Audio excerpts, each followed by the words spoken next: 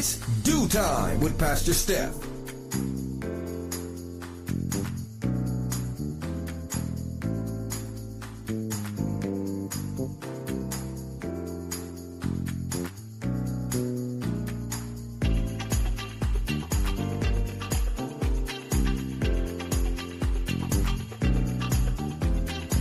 Good morning, good morning, good morning. Rise and shine. You're on with this Do Time with Pastor Steph. How are you this morning? That's what I like to hear. That's what I like to hear.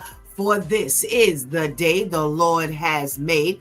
Let us rejoice and be glad in it. So, where were you all week? Oh, we had some week here on It's Do Time.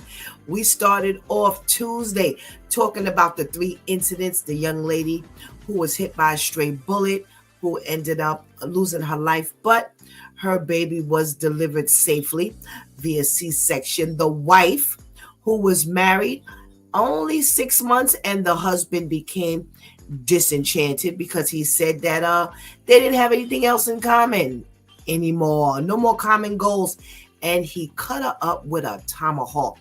And the motel manager who approached the employee about a broken washing machine, and he ended up beheaded with a machete. And it begged to answer, can we be in the wrong place at the wrong time? And can we step out of God's protective will for our lives? And it makes you think. It makes you wonder. We talk about this type news day in and day out, every single Monday through Friday.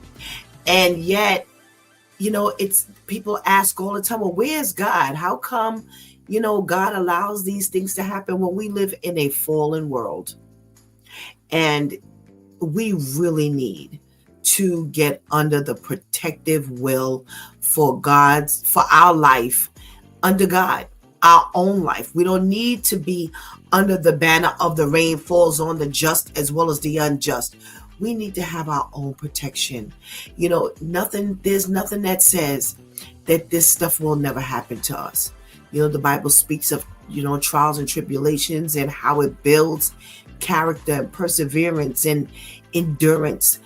But, people think that as long as, I'm out here and I'm a good person and, I don't hurt anybody, that hurt won't happen to them. And as we see, you have 3 individuals, at least.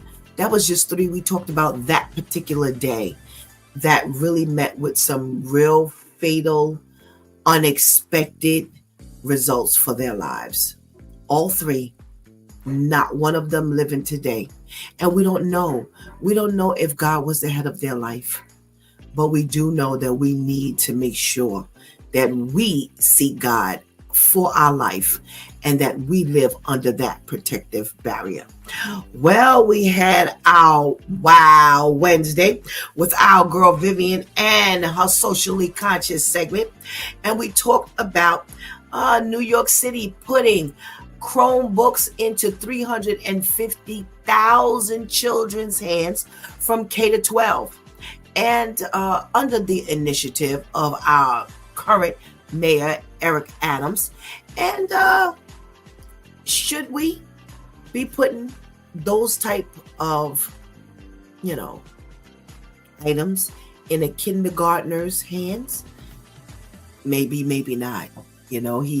He's doing what he feels is best. And, the ladies thought that there were some things that we could have, adjusted in that gesture.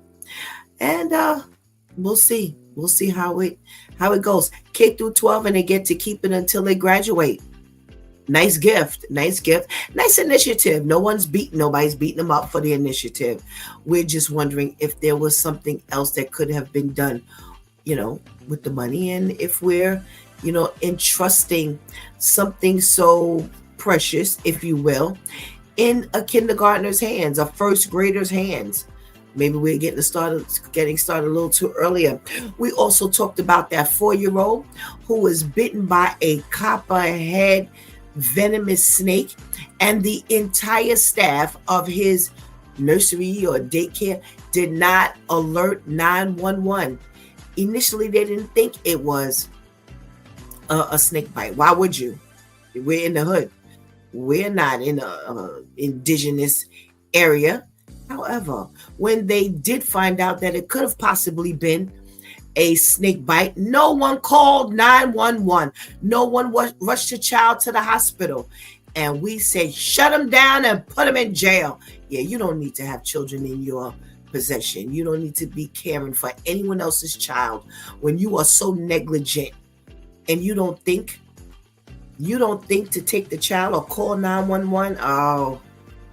Oh my goodness. Well, talk about not thinking. Tacky or tasteful was the theme yesterday. And did we have some scenarios. We had one mom who wanted to tell her son's new wife that he was conceived during a time when she wasn't using her better sense. Let's put it like that. And he could have had, it could have been either one man or the other that could have been his dad. And the one that stuck around ended up not being the dad. And, they did find out when he was 8 years old. And why she wanted to tell, we don't know. So the group voted tacky, and more tacky. Yeah. Well, we had our tasteful or tacky scenarios yesterday. Another scenario where there was a Marine who was involved with a woman, married her, and there was a child who was not his, that he found out that was not his, but they never told her. And now she's an adult. She has her own family now, and he wants to tell, but he's on the fence as to whether he should tell or not. Tacky. Why are you allowing her to be an adult and you don't share with her that this man that she's thought all these years was her father is not her father? God forbid something happens to her or the children and they need some emergency blood, or they need to find out some medical background history. They ask you all the time, when you go to the doctor, tell us about your mom, tell us about your dad. And what is she going to say? Things that are not actual. She has children. What if something happens to one of the kids? And they ask. So, tacky. There's just a fine line between the things that we should do and the things that we shouldn't do. And there are some tough spots that we get ourselves in. That's what we've been talking about all week. The responsibility level that we actually have, that a lot of us take for granted. And the last thing we want to do is get ourselves in a heap of trouble and have to make those hard decisions. And there were just some times in life where that hard decision is going to come your way and you're not going to have any option but to have to make that decision. It's going to fall in our lap. This is why we need Jesus, because we don't have the ability to make those decisions accurately 100% of the time. No. But once that GPS is turned on, you will never make a mistake, because as I said last week or the week before, you won't be making the decisions. So, it was loaded here this week, and it was a short week. Can you imagine when we have a full week? Yeah, it gets serious around here. Well, today is Freestyle Friday, and we get to do whatever it is we want to do. Talk to the men is what we do, and they never cease to amaze us. I was listening to last week's show, and Pastor Jeff, oh my goodness gracious, another story out of his arsenal. What are they going to come up with today? I don't know, and neither do you. Well, we about to find out. So go ahead and get that healthy breakfast. Go ahead and tell somebody, anybody, that it's due time when Pastor Steph is on. And whatever you do, don't go anywhere, because we will be right back.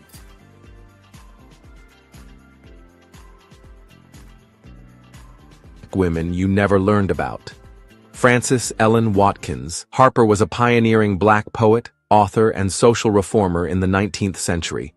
Born free in Baltimore, Maryland, Harper used her literary talents to fight for abolition of slavery, women's rights, and racial equality.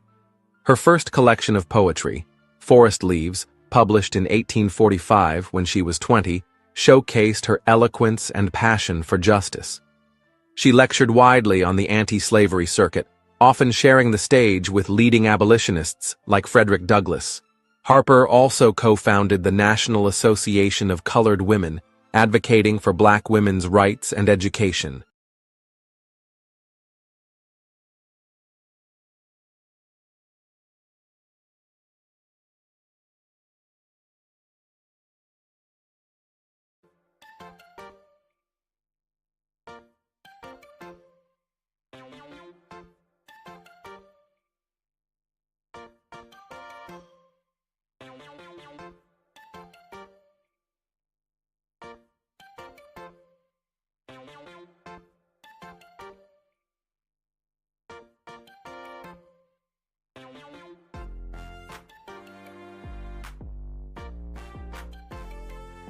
Good morning, and good morning again. Welcome back to It's Due Time with Pastor Steph, and it is Freestyle Friday.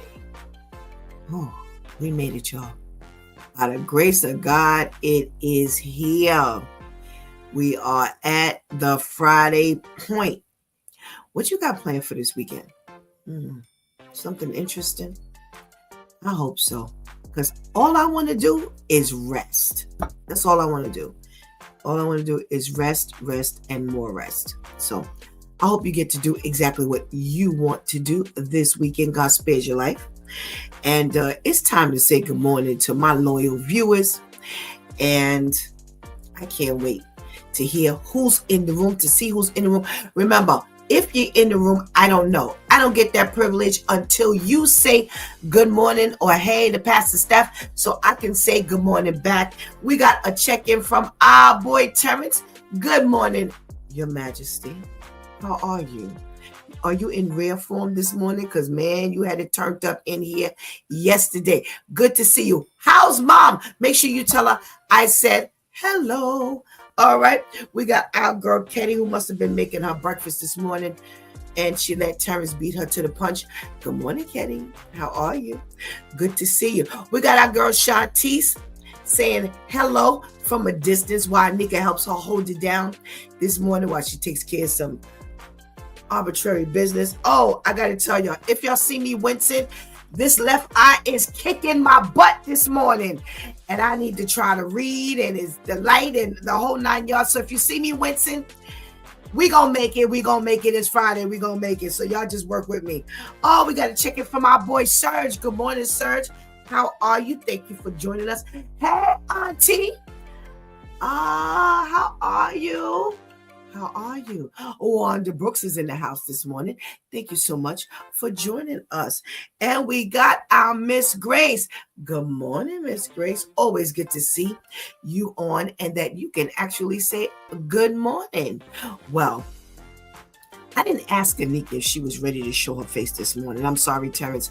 I forgot to ask her. She's here under the clinch, as we're in a clinch. So I didn't get a chance to tell her, take that wig off, put that, makeup on, just doll herself up. I'm only joking. She's actually beautiful without any of that nonsense.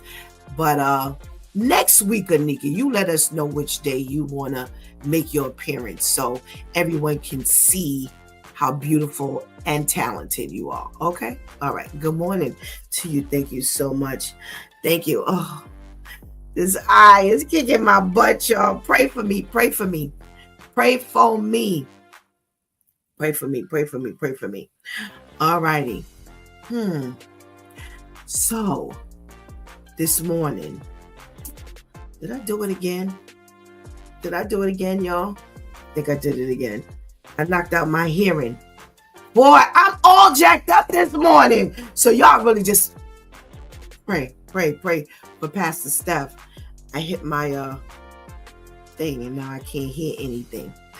All right, so normally we do the celebrity thing on Friday, and I really didn't get any celebrity anything. I got one piece of news that I'm definitely going to want to see what you all have to say. But before we get there, you know how we do. We get our trivia on, and let's see.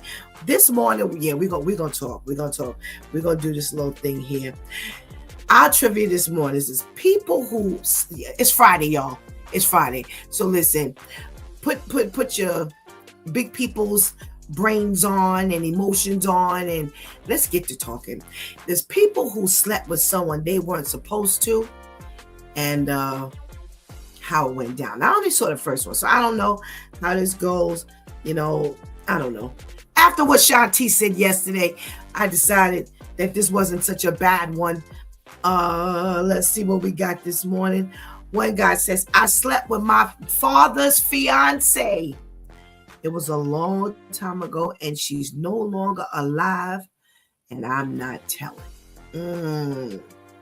I don't know, y'all. I guess he's going to take that one to the grave. How many other ones we see are going to take to the grave? Let me see if I can turn this up. All right. I slept with my college professor, not once, but twice. 2 different professors. They were both married. I should also mention I'm a lesbian. Oh, Lord. Oh, my goodness. They were females married. Oh, we can't read that one. That one is no. Can't read that. I slept with my stepsister. Let's call her Jennifer. Jennifer was the daughter of my dad's second wife from her first marriage. We were adults. There was alcohol involved. And that's why we ended up doing it. Listen, let's just talk. Let's just talk about indiscretions. Let's just do that. Indiscretions and things that we do that we're not supposed to do. But here's the thing that we know we're not supposed to do. A little while ago, we were just talking about being outside of the will of God and things happening to us unexpectedly, such as the 3 incidences all the 3 stories we talked about on Tuesday, which were incidences, and how we can't control what happens, how we can't control what goes on. These people, like I said, one young lady caught with a straight bullet, she was in a car where the people were arguing, and the guy fired 54 fires into a car, and of course he hits the wrong person. Now you got the other one who was married to someone he wasn't happy with after 6 months and cut out with a tomahawk. And then you got the other one who was mad. I guess he was just mad at the job he had, and he ended up cutting off the motel manager's head, beheading him with a machete. Those things, these people couldn't help. However, stuff like this that we just got finished talking about, those are the kind of things we can help. Those are the kind of things that, somebody says, there's alcohol involved. I slept with my father's fiance, and she's dead now. So I'm taking that. She took it to her grave. I'm going to take it to my grave. What are we taking to our grave? What are we doing in our lives that we can't tell because we're so embarrassed that we did it, and now we're hiding it? There are things that there's something that every one of us will take to our grave, and that's what I was really trying to get at. And I didn't know it was gonna go over that way. I guess I need to be reading some of this sometimes, but there's some things that we all will take to our grave. We ain't never telling. Now, some of those things we did, some of those things, though, something has happened to us and we're not telling, whether we were the reason it happened, or we had no control over that thing. and we're protecting someone else. And that's a lot to carry. It's a lot to carry. And everything is not supposed to be told. Sometimes it's just the discretion of God to just keep these things under wraps. And you really need to just go to the Lord and pray about it and just ask God to help you, keep it. When people tell you, I'm going to tell you something and I don't want you to tell anybody. Sometimes you can hold those secrets. Other times, you better open up your mouth. You better open up your mouth and see if God wants you to actually hold that secret that you're holding. And that's a lot. It's a lot. It's a lot. And the one thing where I'm trying to get to is the one thing we don't want to do is put ourselves in a position where we got to hold something and take it to our grave. When things happen that are out of our control, that's one thing. But we don't want to go through things that, we are putting ourselves into these situations. And now I got to walk around with this. Listen, we're walking around with enough, are we not? Now we'll walk around with some self-inflicted nonsense that I've done. So always think before you move. Always think. That's going to be our lesson today. This was a bit too much even for me. This here, please don't do it to yourself. Don't do it to yourself.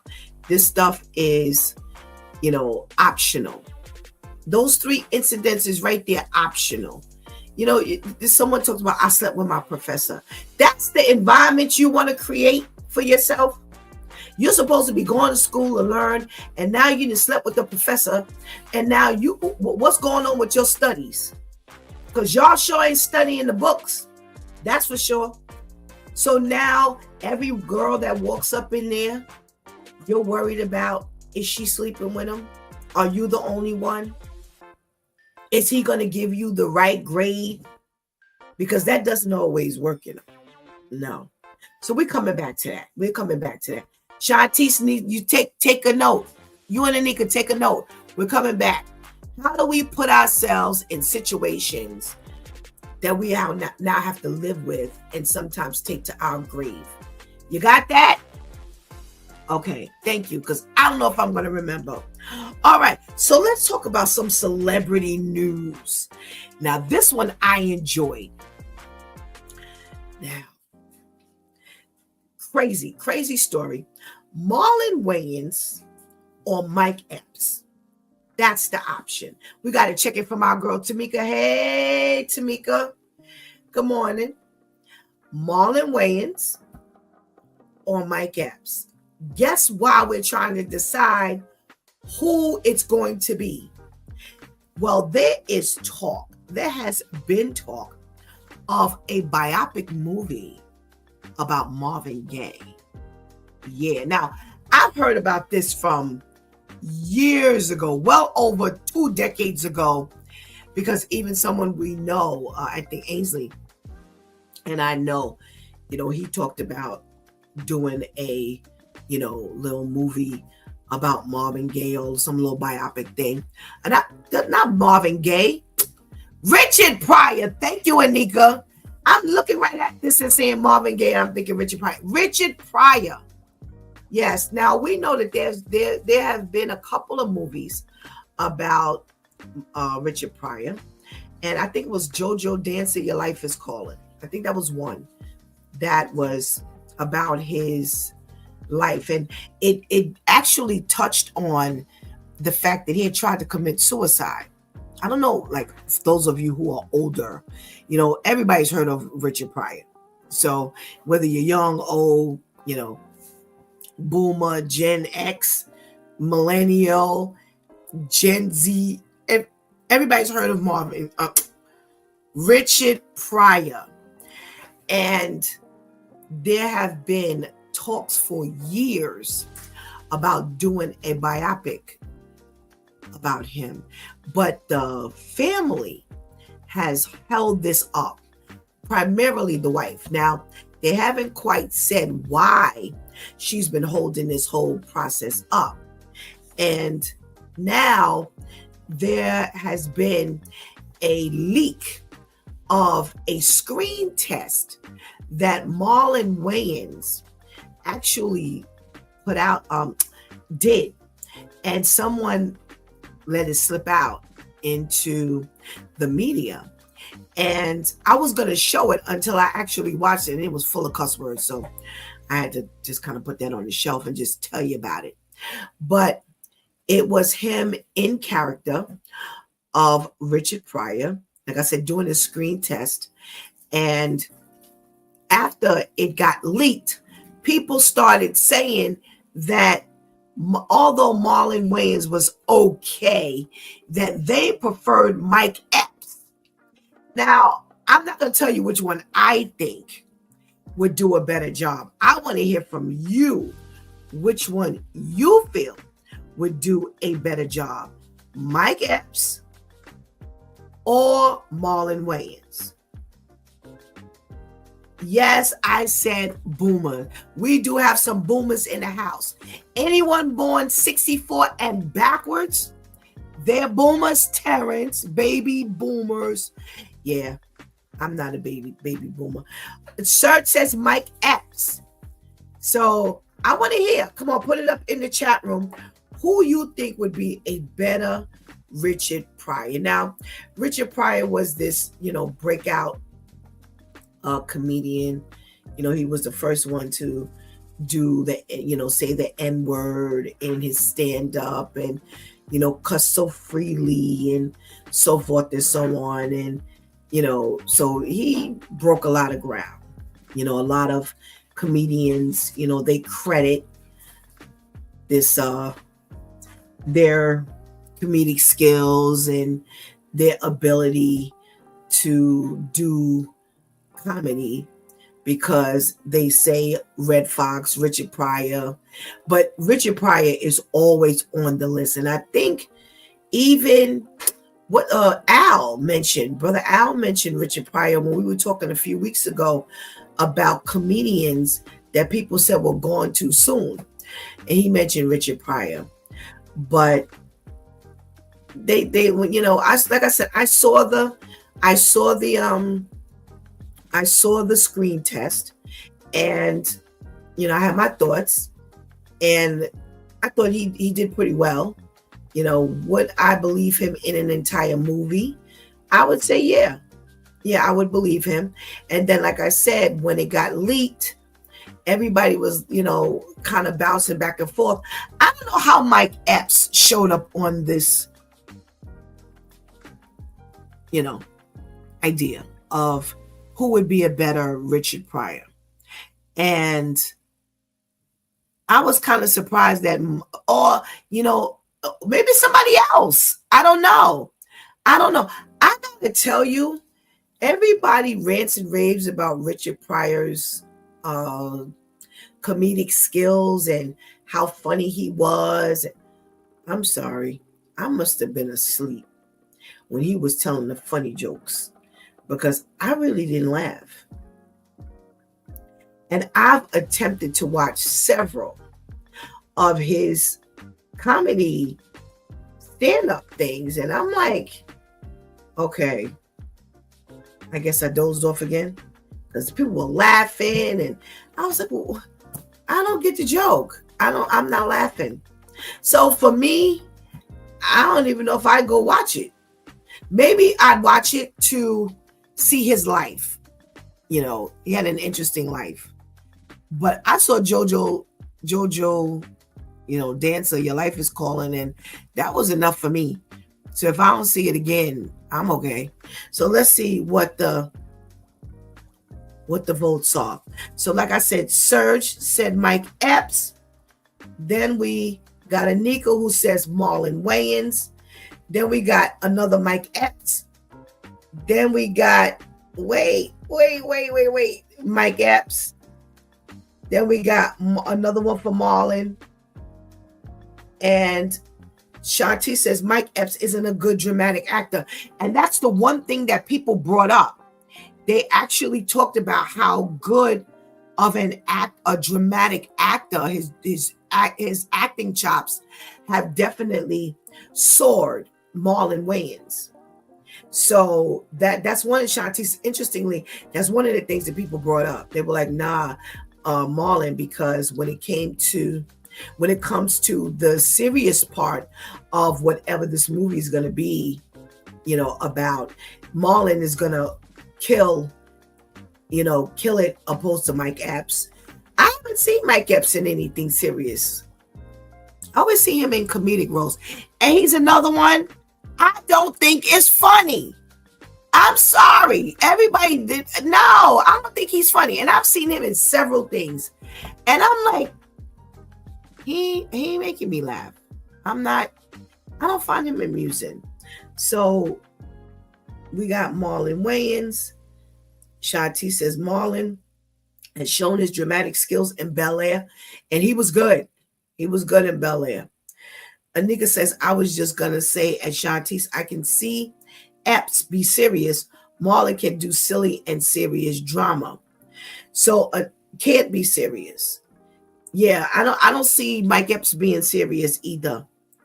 And Shanti said, he tried to be serious in that whack Sparkle remake. Yeah, Epps is that consistently funny. Yeah. So looks like we're tied. So we'll ask the gentlemen and see what they say. We'll ask them and see what they say. All right. So that's the only celebrity news I got this week. Everything else was whack. I wasn't interested in reading it. So let's see what the news is talking about. If the news will show up for me. All righty. So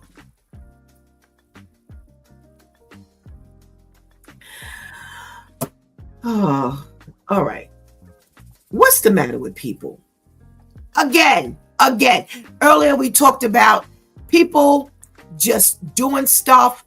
They're making these deliberate decisions, and other people are paying for their deliberate decisions. So there's this guy. Let me see how old he is. Because see, I don't know about y'all. I guess maybe, you could look at this a couple of ways. My thing is, after a while, you're too old to be stupid and do dumb things. It doesn't wisdom kick in at any point, but I guess if you never had it from the beginning, you'll never have it. There's this Brian Shelby, 46 years old, who's he's going down for charges of homicide, arson, and causing or risking catastrophe. What is that? I don't even know. I tell you, all these charges and stuff like that. So he was separated from the wife. They have a 19-year-old daughter. And they were separated. And for some reason, he asked the wife, could he stay there? So he lost his place to stay. And he went to her and he asked her, could he stay there? And she told him no. So what did he do? He decides to go grab a 5-gallon can of gas and pour it throughout both floors of the home. Now, I don't know how he got in the house. I don't know if he was visiting. She allowed him to visit. And, in the visit, she told him no, he couldn't stay. And he set the house on fire.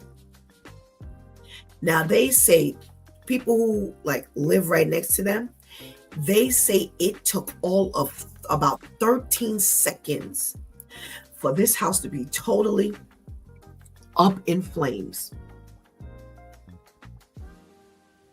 Excuse me. Totally. They say black smoke was coming instantaneously.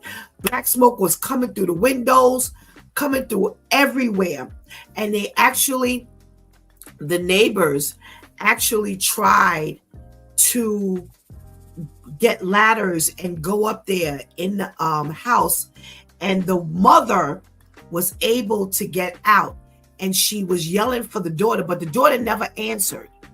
So they don't know whether she was hiding or whatever, but she ended up perishing in the fire, the daughter. So now, because you couldn't stay, you don't have a daughter.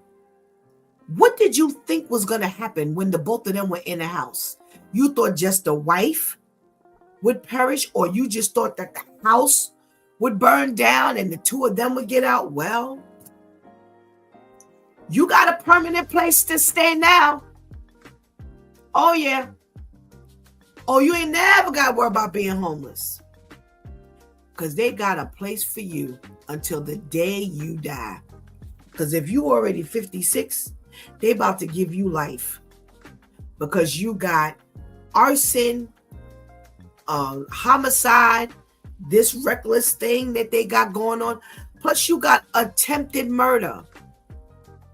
Yo, really? I couldn't believe when I read this stupid story. That's why I said to you, I don't understand how y'all think. Pastor Steph says all the, not one time do you ever think. You're in your 50s and 60s. It seems like we're doing more stories about older people than we're doing about younger people.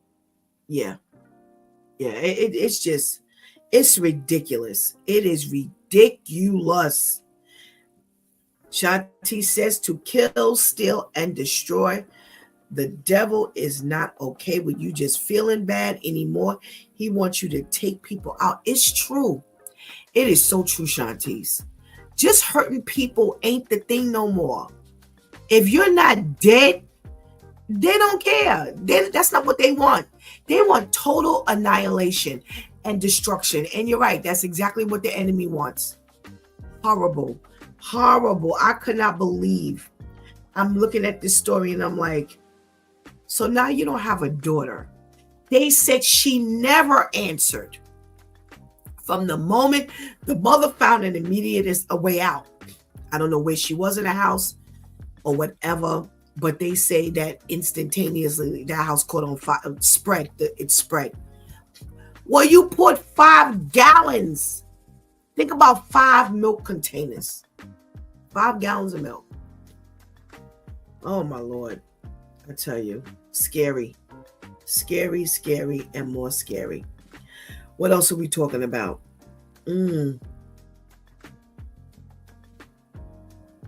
All right.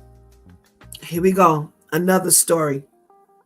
So you have domestic violence going on where there's a young mother, 24 years old, and her boyfriend, and they're arguing.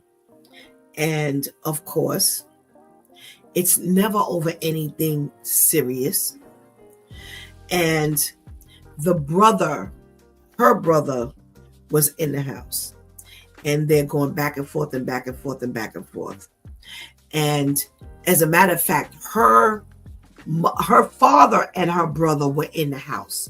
And they heard them out there arguing. The son, the brother ran to get the father, but by the time he went to get the father, the shots rang off, and only to come into the room and find not only the mom dead, but now the boyfriend dead. And he was her ex. And the 10-month-old child was right there. So God forbid any ricochet of a bullet, the child could have actually been murdered as well. And these are the decisions that we're making. Now, you're in there arguing. And again, you don't care because the brother and the father's in the house. And I kind of heard the guys talking last week about, Shantice and the guys talking last week about, what do you do when you've got this interaction between, this domestic issue going on? Do you get involved? And, the guys were very vocal about, how they would get involved and to what degree they would get involved. And Pastor Jeff told a story about how at one point he did get involved, and he's told that another story before about getting involved, and you don't care because you're in there with the family, in there with the brother, you're in there with the father. Now, I don't know how old the brother is because she was 24. So let's say maybe even a 10-year difference between the kids, 14 years old. And now you're in there arguing, you don't care. And now she doesn't have a life. He's no longer here. This is what we do. Years ago, when people used to shoot and kill, they didn't care. They went to jail. Now, you a chicken. You're a punk. You really ain't about that life because you killing yourself. So you ain't got no reason to live. Good morning, Miss Charlene. It is great to see you up on this screen. Welcome this morning. All righty. What else we're talking about real quick before we bring the guys on? Do I have any of my guys on with me? I don't see anybody in the house. Let me see if I see anybody in the house. Let's see. Yep. My brother Ainsley's in the house. All right. What else we got to talk about this morning? All righty. So, what happens when someone asks you to do them a favor? Do you automatically do it without asking questions? Or do you ask, well, what is this? Where are we going? Why are we doing this?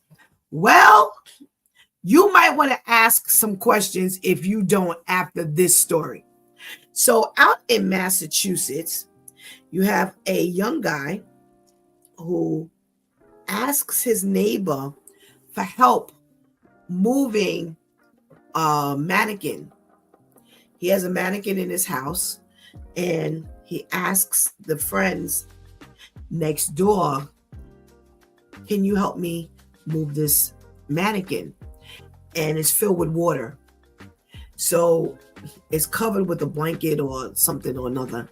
And the 42-year-old, no problem. So he helps move him to the car, and the job is done. I've done my favor. Well, a couple of days later, there is a story on the news about this body that they found and what they found on the body and blah, blah, blah, blah, blah. Well, the 42-year-old neighbor goes and tells the cops, well, listen, the other day, I helped my neighbor move this mannequin. And now that you mention it, I don't know. I'm just letting you know. You might want to check it out. Sure enough, they check it out. They go next door to the kid's house because he's young. He's a young kid. I don't think he's, too old. 27 years old. They go to his house. They sure enough find some stuff, some red brownish stain. They say they found some other things that made it real suspicious. And they found out that it was him. The mannequin that was moved was actually a body of his friend, the 27-year-old's friend. Now, here's what happened. He and the mannequin friend and a female friend all went to get some drugs, some fentanyl and some cocaine. Well, when they got back, they took the fentanyl and the cocaine. They got the mannequin body. He overdosed. So what they did, the two friends, they went and they looked up on the internet where to get Narcan from and something else. So they went, they got this Narcan, brought it back, but he didn't survive. But the girl didn't know nothing about it. She went to sleep. When she woke up, the mannequin body was still laying there. He never woke up. So he was dead. So that's when he concocted this story to the next door neighbor to help me move this body. And that's what they did. So when they asked the father of the 27-year-old, he said that his son has a fentanyl addiction.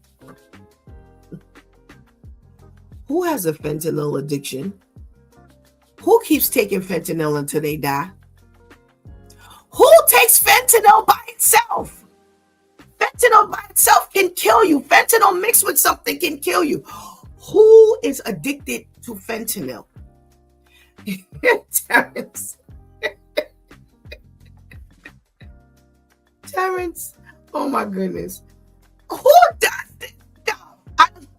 Oh my gosh. I'm telling you, if y'all don't think we need Jesus, this ain't no, this world has come to a point where nothing makes sense.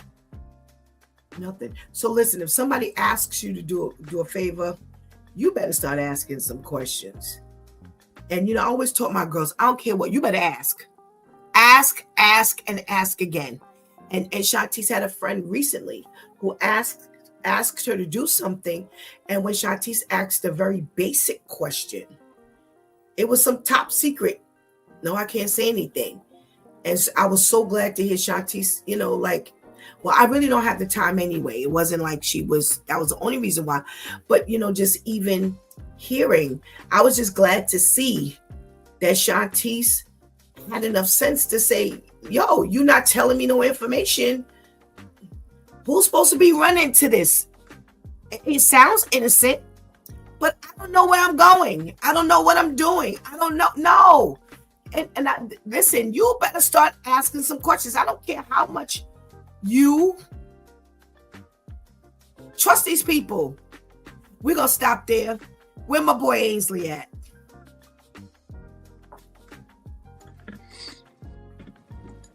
Hey, good morning, Pastor Here's the Steph. problem. I need to hear, and I just realized that right now I've just been talking. I can't hear. So we need to take a serious technical. You can't hear me? Things. Now I can hear you. Now I can hear you. All right, that time cool. I was talking, I couldn't hear anything. Couldn't hear no music, couldn't hear no anything. And forgot I was going to have to hear y'all talk. How are you this morning? I'm doing all right. I'm doing good. Doing good this early Friday morning. Amen. Thank you so much for joining me this morning. All right, so we're going to start with the lighter side of things. Okay. We've got Terrence is off the hook this morning. So there's this discussion about Mike Epps versus Marlon Wayans actually doing a biopic on Richard Pryor. Who would be the better Richard Pryor? So the screen test that Marlon Wayans did was leaked. And when some people saw, they were like, nah, he wouldn't do a good job as Epps. What's your thought? Between Marlon and Mike Epps. Mike Epps. Interesting. It's interesting. I don't know. That's a toss up, because as far as the raw edge that I think the character will have to play, that seems more like Mike Epps kind of thing. But I kind of think maybe from the acting point of view, I think I'd rather see Marlon. And I think originally, I think the Wayans, I think they originally have the rights to do them first, I believe. But I don't think it was Marlon who was thinking about doing it at the time. I think it was Damon. Okay. That was so long ago, so now he's aged out and whatnot. And I think he would be the overall favorite. But it'd be interesting. I see it. I can see it being an easier fit for Mike Epps. I think it'd be more challenging to see Marlon, but I think if he could pull it off, I think that would be the better way to go if he can really pull that off. And I believe he really Okay. could. I think he could dig Okay. his bag of acting, and he got all of that's all what his family do. But do that serious. If we really do something that's serious and got that comedic edge inside to him, I would like to see that. Okay. Okay. Yeah. Well, that's another one that we'll all have to gather over at the house if it comes out. Yeah, And man. that'll be our second soiree, movie soiree. We'll Just all make have it to get happen. Let together me and know watch when. that. I'm in New York. Yes, yes. Yeah. we gonna make it happen. We already got one date to see Trouble Man. So now we might have to add that Richard Pryor biopic to the list. All righty. We got two weird stories, Ames. Some weird ones. All right, this was weird Friday. Yeah, this is crazy. All right, so we're definitely going to do the second one, but you can choose between the 54-year-old who was estranged from the wife, and when he asked her could he stay in the house, she told him no, and he set the whole house on fire, killing the 19-year-old daughter. Or you can talk about, last week y'all kind of touched on this, the 24-year-old who was murdered by her ex-boyfriend right in the house with the father and the brother there and a 10-month-old baby that they shared sitting right there. So now the 10-month-old child has no parent. Which one you want to talk about? Oh my gosh. Either one. Oh my God, I hate to hear about the second one, but it don't matter. Either one. You choose. All right, I say. All right, real brief. I may touch on both of them real quickly. All right, for the first one with the 54-year-old who kills, he's estranged from his wife. So I guess they're not really divorced, and so what comes to mind is he's definitely wrong. First of all, he's definitely wrong. However, and I'm going to presume that the daughter was siding with her mother, and so he might have, even though that's his child, he might have an indifference toward his own daughter. So listen, I'm gonna burn a house. Okay. You gotta suffer that. That's a thought, Ames. That's a thought. Mind, because if you really love if you really your child is in there, if you really had that much concern, you try to plan it when she's not in there. That makes sense. It was like, well, both of y'all both want to act a fool. All right, at 19, you over age, you can make your own decisions. All right, I'm burning. Okay. Y'all both feel that. Wow. Maybe not intending to kill them both, but yeah, y'all both got to suffer for that. And wow, interesting. That didn't even cross my mind. Interesting. Yeah. All right. Now the other story, so the young lady, her father and brother in the house, and this man, they're arguing, and so he gonna shoots his baby mama. Oh my goodness. Baby mama, and then he kills himself. Hate to say that was the best thing for him to do, because if I was in the house and you kill my daughter before I can get to you, well, I'm probably going to get to you. So you're going to end up dead one way or another. No, okay. Problem, you kill yourself, man. Okay. He that was his last day on earth. Okay. Listen. So better he do it than I do it. And wow. Okay. I'm pretty sure that all the brothers are going to feel the same exact way. All right. Well, we're going to find out. We're going to find out right now. Wow. Well, based on what I heard last week, you're probably right. You are probably right. let me see something. This here with the moving the body. We're going to come back to that one. Did I see Pastor Jeff in the house? Where's my Pastor Jeff? Thank you for joining us this morning. Terrence, you are so out of control this week. The whole week, Terrence has been straight out of control. He is a mess. Good morning, Pastor Jeff. Good morning. How are you? All right. Good morning, I'm bro. well, thanks. How are you? I'm good. That's good. The man with the stories. Yes. All right. You got the story of the man who was estranged from his wife, separated, and he asked if he could stay there in the house, and she said no. So he burned the whole house down. Not only did he burn the house down, but killed the 19-year-old daughter who was in the house. What comes to your mind, Pastor Jeff? Was that his daughter? That was their daughter. Ainsley brought up a very interesting spin on this story that I hadn't even considered, but let's see what you got to say.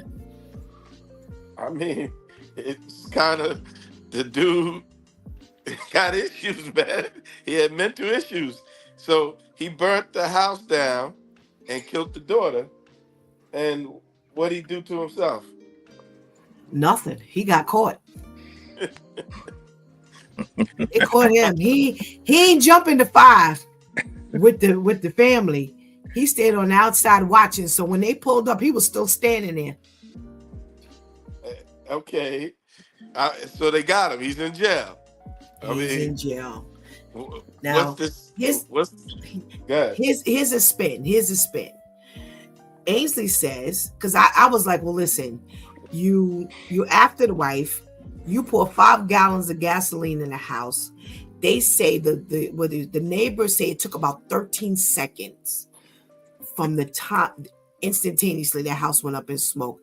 I said, well, what kind of father would burn a house down with the mother and the daughter being in the house? Now, you can see him after the mother, but you didn't care nothing about the daughter's life. Well, Ainsley got a very good, spin on this, where he says, well, you know what? Maybe he figure the daughter sided with the mother, so everybody was expendable at that point. Well, you know what? You ain't on my side no way. Everybody going. Well, evidently it was no father. Okay. Burning got your daughter. That right. You ain't no father. And he got put out. He probably was a bum. She probably was paying all the bills, taking care of everything. And that's all he ever cared about was him having a place to stay. He never, he didn't care about family, So clearly, what kind of man? He wasn't a man. He was a punk, Absolutely. Right. That's what I said. I said, well, he ain't got to worry about a place to stay. He got a permanent one. Yeah. And he'll probably be okay there too. I hope somebody get to him. Oh, so he gonna get you. Well, Terrence says they're gonna burn him in jail. That's what Terrence says. So he's with you all, clearly. My thing is maybe not. That maybe not. I'll just say, he better. If I was part of that family, he better never get out. In fact, I might hire somebody on the inside to make sure. Yeah, exactly. Oh my goodness gracious! Leave it to you men. Oh my goodness! Burn the. You gonna burn them alive like that? I mean, come on, man. Well, the wife did get out, but the daughter did not make it. She did not get out. Yeah. So he's definitely responsible for the daughter's life. All right, Pastor Jeff. I'm getting frustrated lately anyway, because, doing some counseling and talking to people. I don't know, what the heck is wrong with these men? Ain't no men. I mean, there's a lot of men just not being men. They ain't men at all. And they wives just taking care of them. And it's frustrating me because I just don't understand it. They don't want to pay, they don't want to pay their bills. They don't want to do nothing. Just sorry. Yeah, I don't know. I'm looking at these stories. The subsequent story to this was about, the guy, 24 years old approximately.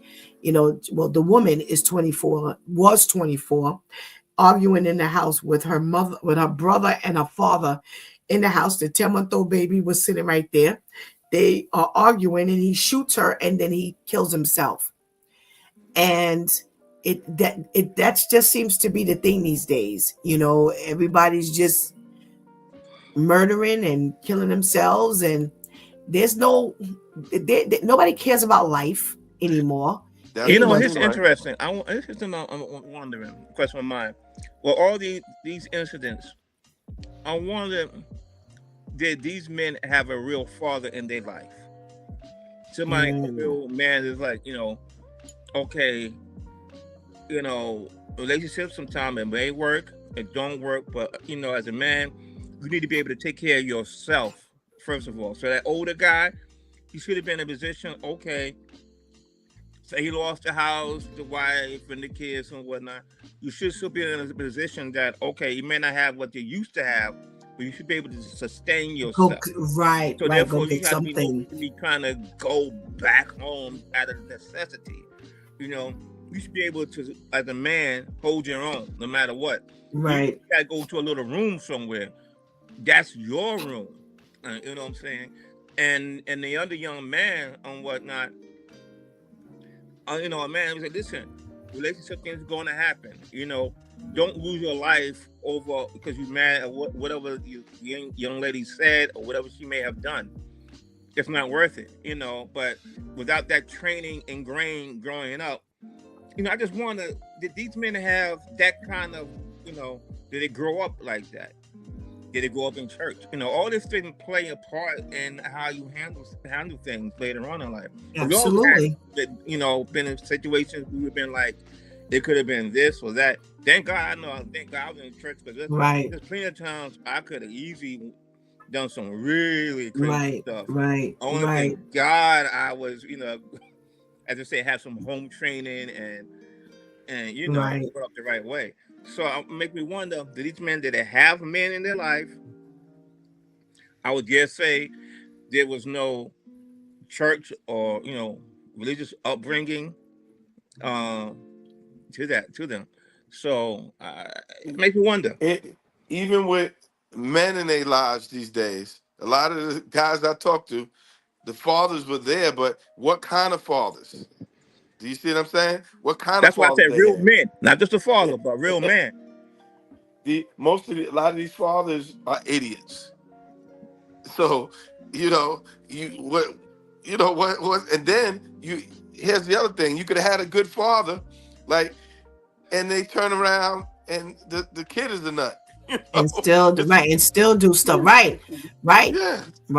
I said And that the other day. That's understandable. At that point, Yes. because okay. I'm thinking about the decisions my son is making, and he had a father. I did the best I could, but it seemed like he did not catch anything right now. Hopefully, when he gets older, maybe it'll get caught. But raise the child the way he should go, and when he is old, he shall not depart. But Exactly. I'm looking at his No, it's youthfulness true. and his decisions, and I'm feeling bad as a father. Like, man, what did I show you? Yeah. It's true. I just said to somebody day before yesterday, I said, years ago, the first thing that people would say would be, well, you ain't come from a good home. I said, you can't say that.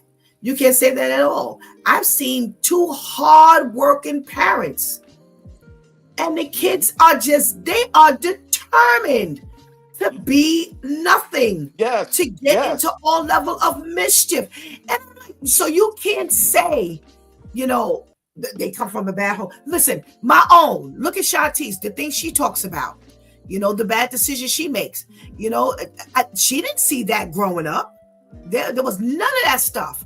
And I'm like, well, how did you get there? I don't know, Steph. I don't know. It's like, how do you get there? These kids are determined to get where they are, no matter what they got to do. Let's pull Pastor KL in on this conversation. Shantice, pull up Pastor KL for us, please. We don't want him to think that we're not thinking about him. Good morning, Pastor KL. Good morning, y'all. Y'all too deep for me. Maybe I should wait in the wings. Good morning. What up, my bro?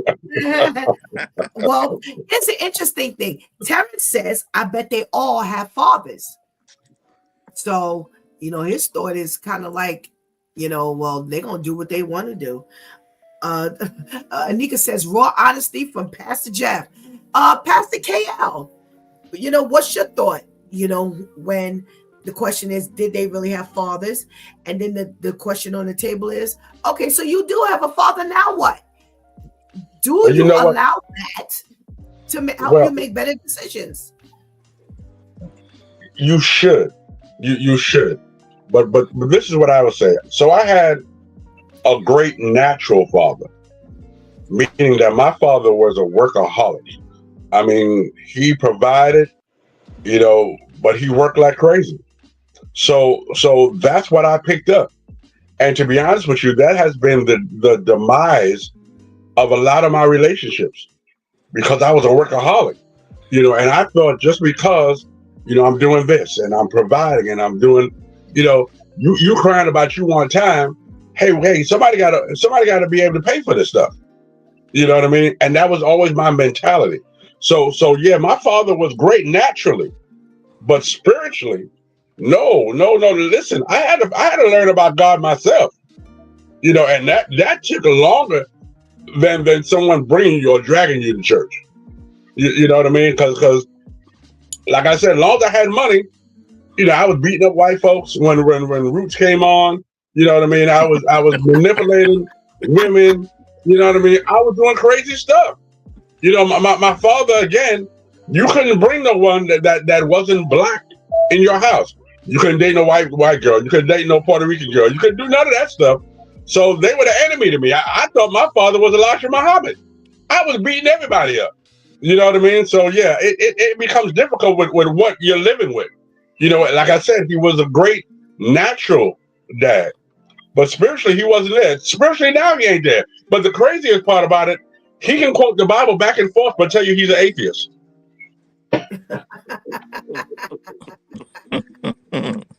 Oh, goodness gracious. Wow. Yeah, it's, again, it doesn't matter, whether you're hardworking or not. If your child is determined to do what they want to do, they're going to do it. How they interpret you and your intention and what you do, as Pastor KL just said, is another thing. Pastor Jeff, could it be maybe the interpretation of who you are? Explain that. Meaning, like Pastor KL said, yeah, he's looking at his father. Father's a workaholic, but his interpretation was, I need to work. And yeah, I love you, but I need to work. Could it be where your son is seeing what you're doing? Like you said, you say, hey, aren't I doing all of these things for you?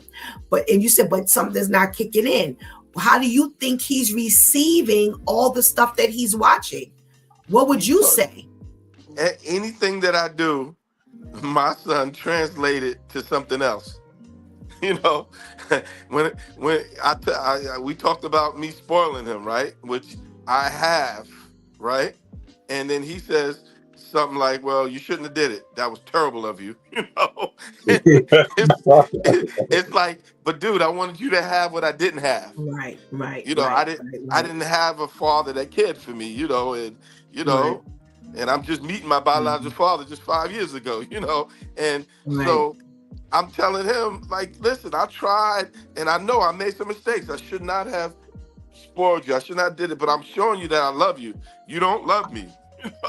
It's like, that ain't love. And I'm just like, man, that got nothing to do with me. Me and my wife is praying. We really interceding because there's nothing else I can do. I done did my best as a man to show you a man. But right. It's not translating. Right. Again, it's the interpretation. And you know what? We can do whatever we do with the best intention, but we cannot dictate or determine how a person receives or perceives what you're doing. It's the best you can, but that's on them. That is strictly on them. And Pastor Jeff, that's the scariest thing we could ever imagine. You know, when we look at power, I never understood that dynamic. I never understood the dynamic of power.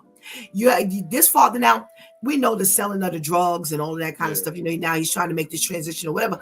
But again, they shielded the twins from, you know, what they did. He didn't want him to know what he did. And yet at the end of the day, well, how did the son interpret all of that? He kills his dad. Right. You know, he hates his father. Yes. Because he didn't reveal, and you're a liar. And it's how they interpret. As hard as he worked, not to he wanted him to have the life, like you said. He wanted him to have a good life, the best life, not proud of how he was getting the life. But listen, I got to do what I got to do to get the life. But I don't want you in that life. I don't want to show you that life. And it still worked against him. So it's like you're damned if you do, you're damned if you don't sometimes. You know, how do you go through all of that? How do you handle all of that? That's how it seems. I mean, my son's not making terrible mistakes right now. You know, he go to work and everything, but he tells me he doesn't want to be, you know, I don't care about being anybody. Like, I'm like, but your dad is always striving to try to be, and I want you to be. And a good father wants more for his son than he had. You know, and it's like nothing computes. My wife keeps saying later on it's going to compute. I said later on when you've wasted so many years, right? You know, behind you because when you smoke so much weed, you know? right, and your brain is fried. Yes, and now you're walking into some other issue now because see that's the scary part. The time, that lapse of time. People think you can get time back. And the time that you waste, what could you have done with it? And how are you handling where you are now in order to move forward? Because that time you wasted is definitely going to play out into your new time. And definitely. He thinks any blessings that I have, it was by chance.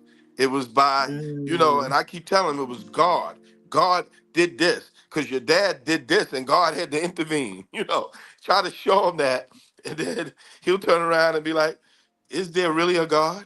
You know, and I'm like, wow. Well, I've been raising you up to know God in Christ Jesus. And now you're questioning all of it, you know, you know, but that's why I said you can't really look at nowadays what these kids are doing and say they have based on the terrible home parents, or they didn't, you know, tell them what's right, or even show them what's right.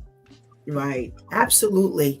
There's a story that we have here, you know, talking about parents and what we tell our kids and what we don't tell our kids. And I mentioned the fact that I always taught my girls, I don't care who invites you anywhere. You don't leave this house unless you have a destination, and you better know what you're going out there to do. If somebody asks you to do something, you better know what they're asking you to do. You better not come back and tell me, I don't know. I didn't know. You gonna wish you were out there if you come back in here telling me you didn't know. I don't know. Now we don't play that. Well, here you have a young guy who asks the next door neighbor, 42 years old, to help him move a mannequin that's filled with water and help him put it in the car because it's too heavy for him to carry. Only for later, the next door neighbor to see a story on the news and find out that the mannequin that was filled with water was actually a dead body. Because he ain't asking enough questions.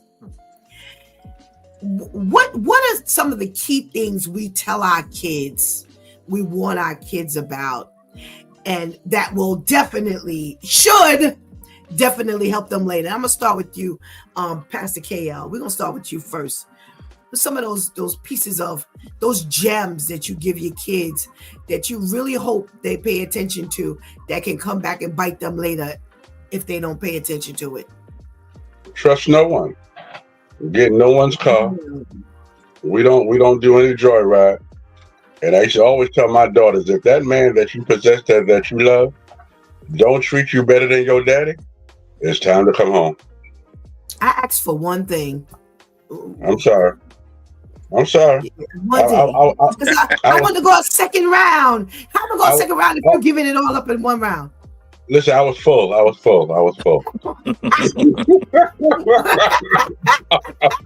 Okay, so give me that. Which one you want to go? Which one you want to talk about first? Don't get in nobody's car. All righty. Pastor Jeff, don't Yes. get in nobody's car. What we telling our kids about that one? Listen, discernment. I tell my kids all the time, you have to try to tap into that gift that God is giving you of discernment and what they call sixth sense. If it don't seem right, don't smell right, just leave it alone. Just leave it alone. Because growing up, a lot of my friends has gotten into being gullible, just following and just doing and not investigating. You know, that mannequin situation. Come on, man. I mean, listen.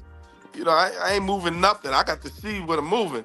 Right. You got to show me Right. everything. I'm not gonna help you, Right.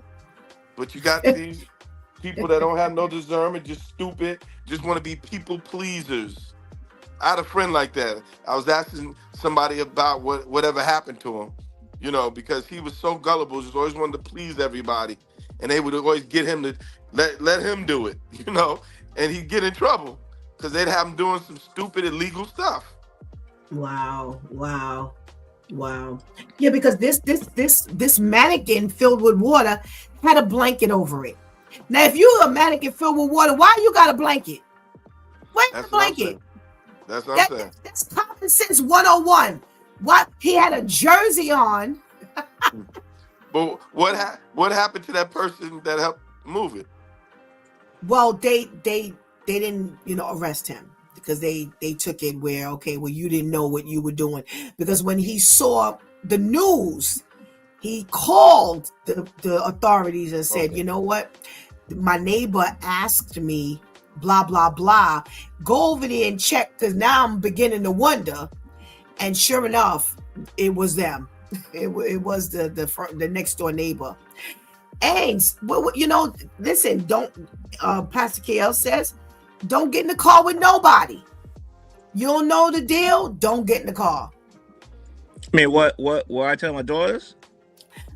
Anywhere in that, Pastor Jeff brought up discernment. Have discernment. Know what you're getting yourself involved in. How do you piggyback off of that? Okay, well, first of all, I could be innocent with that too. I could say, my neighbor say, yo, I gotta help move something real quick. I'm like, if I can, I would automatically. You figure, I'm presuming you got like 15, 20 years with your neighbor. Ain't no question, because I don't want to hear, if I ask my neighbor to do something, I don't want to be hearing no ooh, and we got this 20-year history. So I ain't got no problem with that. My problem though, because when you said move a mannequin, see, when I think of a mannequin, I'm thinking of a fixed, like plastic heart and body and whatnot. So when you say you got to put water in it, to me, I know what mannequin needs water in it.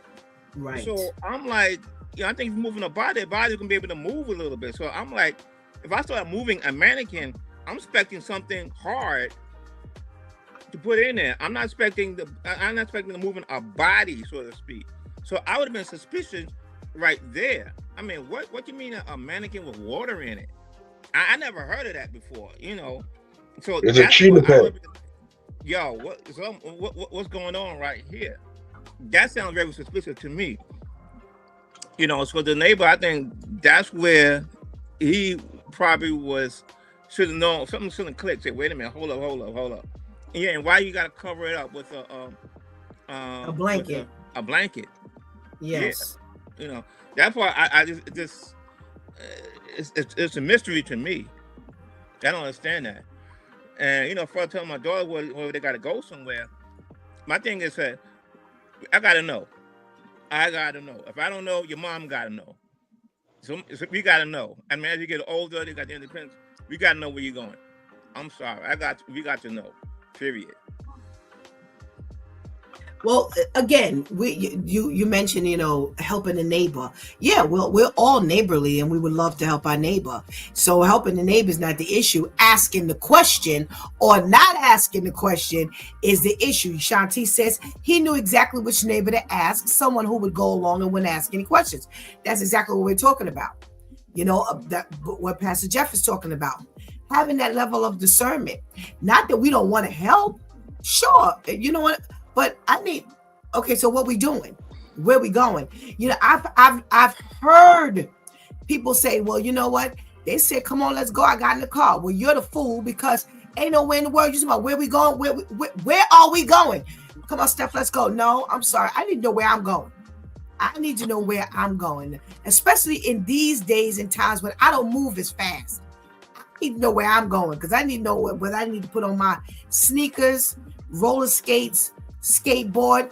Y'all may have to move me faster than you move yourself. I don't know. I can't be going anywhere and I don't know where I'm going. I got to ask these questions. All right, Pastor Jeff, I'm asking the question, what is a piece of advice that you give your children that you're hoping that, listen, you better listen, because if not, this will come back to bite you later. I'm the Mr. Advice giver, so on every level, listen. But one of the main things that I told my children and my grandchild, was if you go out, don't ever leave your drink. I don't care if it's Coca-Cola, Sprite, or alcohol. Don't ever leave your drink alone, and watch it from when they make it till when it comes to your hand. That's right. Because I have friends that have got LSD put in their stuff, and I got drugged one time, and God had to intervene. He gave my silly friends the wisdom to follow me into the bathroom because some men was trying to rape me at a club, and they put something in my drink, and the room started spinning, and I went straight to the bathroom, and my friends who never pay attention came bum rushing up in there, and they had to carry me out, and I don't know what happened. The next morning they had to give me the whole story, Wow. And so from that experience, I tell, and my nieces has come back to me and thanked me for the advice. They grown now, and my niece is in her 40s, and she said, thank you, Uncle Jeff, because that's the thing I kept telling them, don't ever walk away. Don't walk away from your food. Don't walk away from your drink. Yep. People are foul. The people that you hang with. I had people that I was rolling with. Absolutely.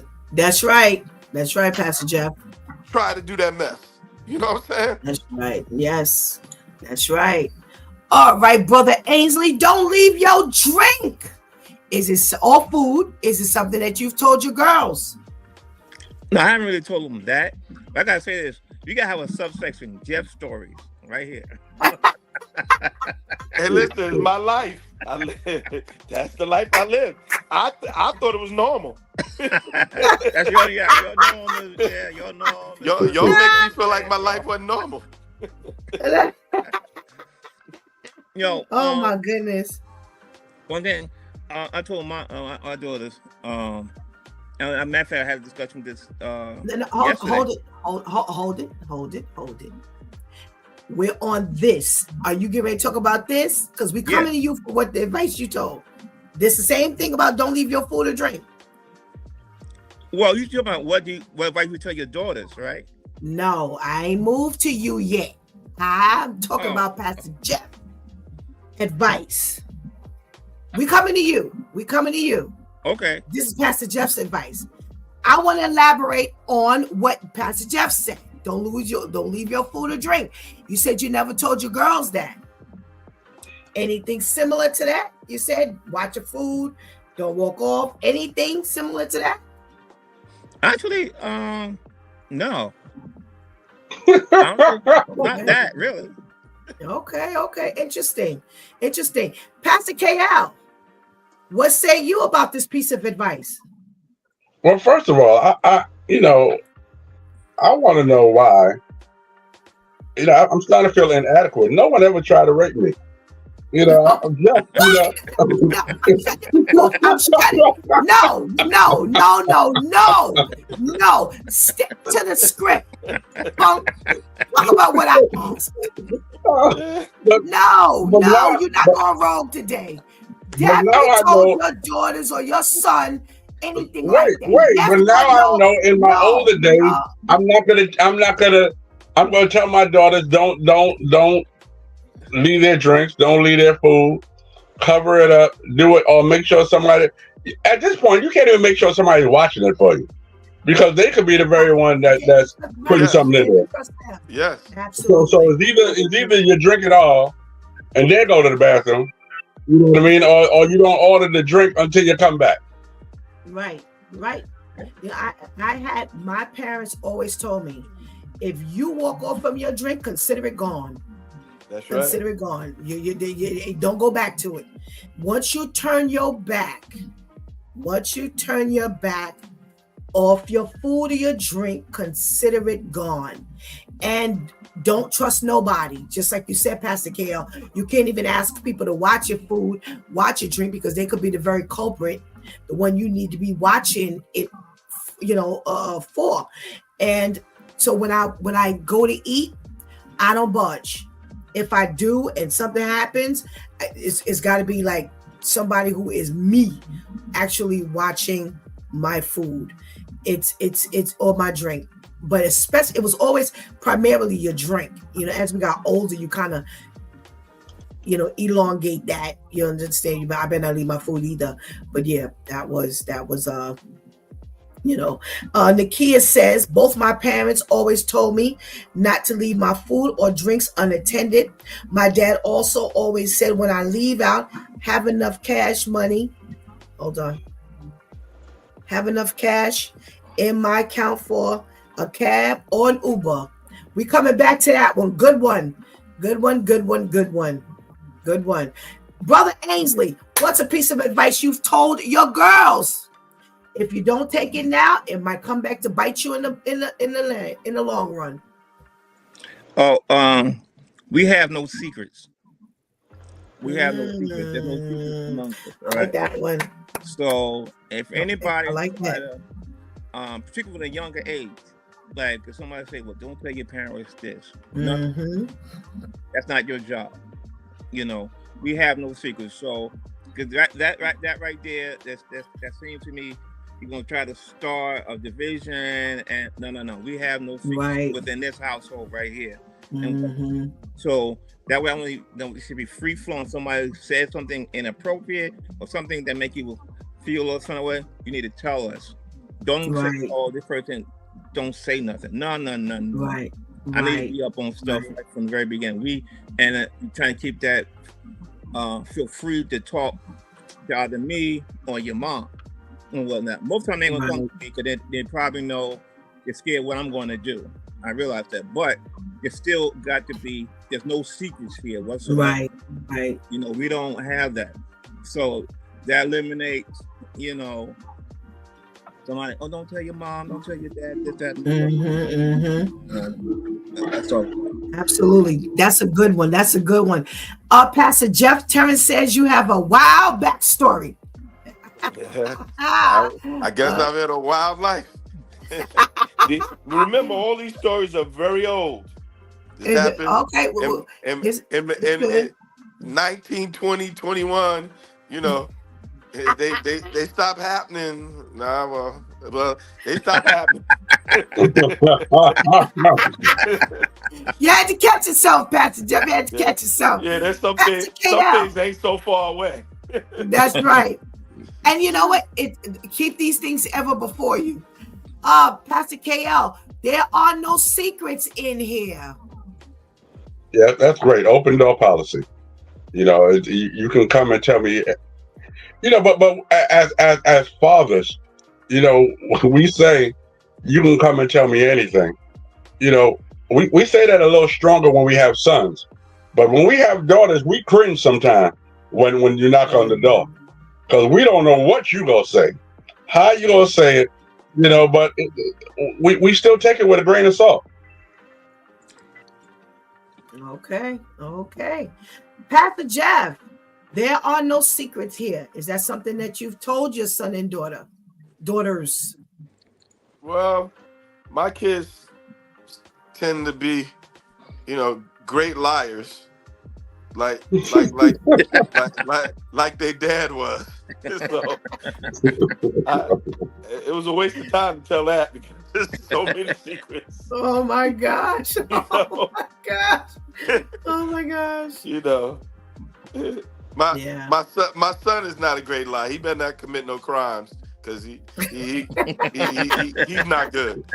But my two daughters, the oldest and the youngest, they were pretty great liars, like I was. So, Okay.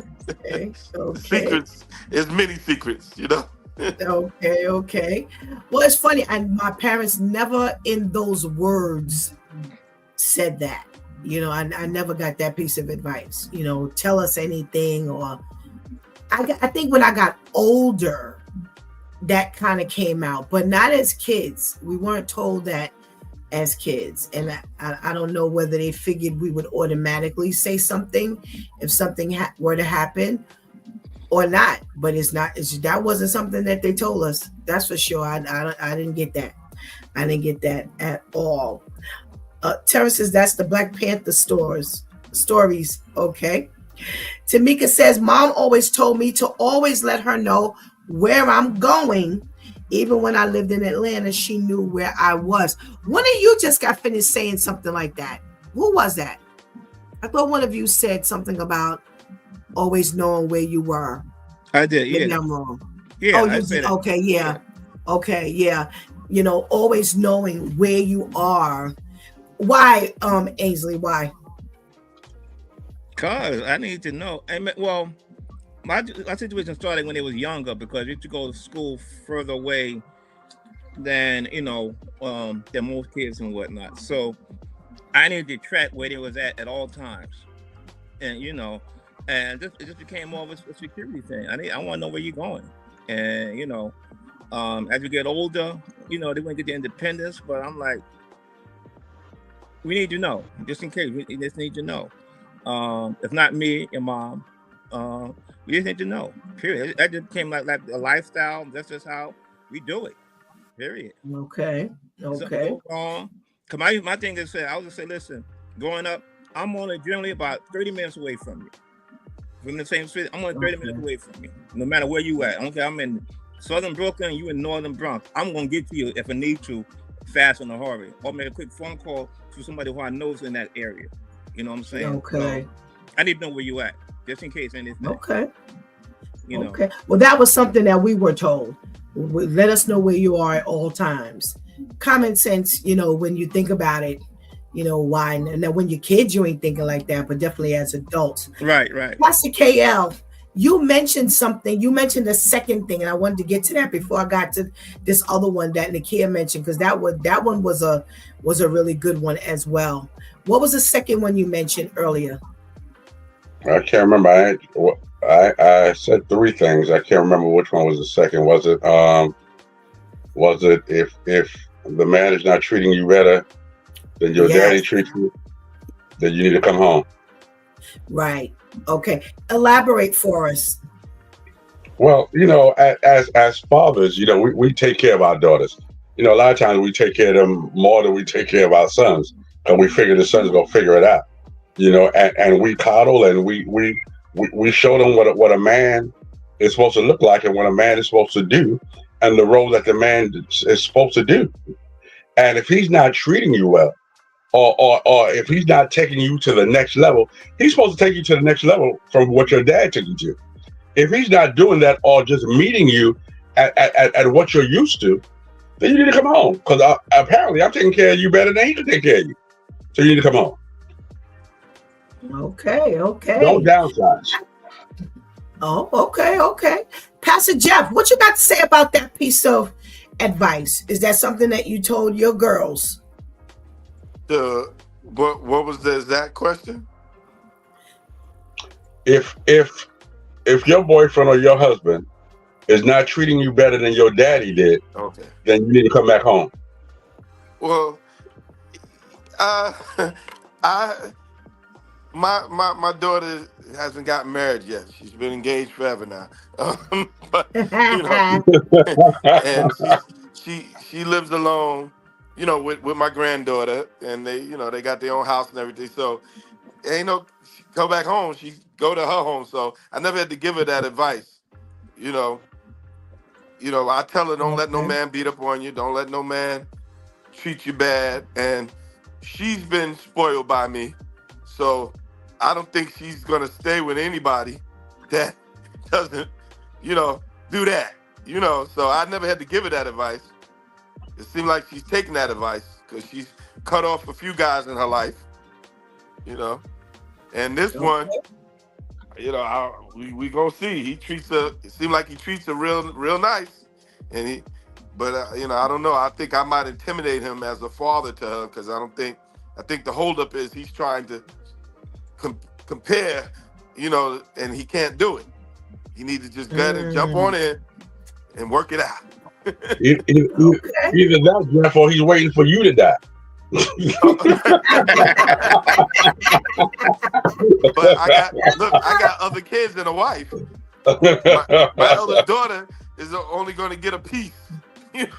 So. Right. Only a portion. Okay. Brother Ainsley, have you said anything, similar or the exact same thing to your girls? Yeah, similar. Well, my girl, they ain't married that, and then about coming back home. Well, what I have said to them is, it's strange because I got one point comes from my father, what he did, and I said I will never do it. All right. So unfortunately, my father used to drink a lot. That's one reason why I don't drink. There's been a situation. The truth is, there was some domestic things going on. I will never have no situation like that. So I expressed to my kids. I say, listen, you will never ever see me put my hands on your mother. Never happen. You don't see me drinking. You never see me tell me, oh, go get me a beer or go get me some cigarettes. You never see me smoking weed. That's not in our household. So therefore, you ain't grow with that. You know, do you accept that in anybody else? So I try to live it and show it. This was specifically I'm telling you, you will not see me do. You didn't grow up with it. I ain't put my hands on you and put your hands on your mother. You don't nobody else to do it either. So I kind of stress that. Okay. But so it's pretty similar. What Ainsley's not saying is that he says, you will never see me smack your mama. You know what? Don't You know that shit get smacked. You know what? You.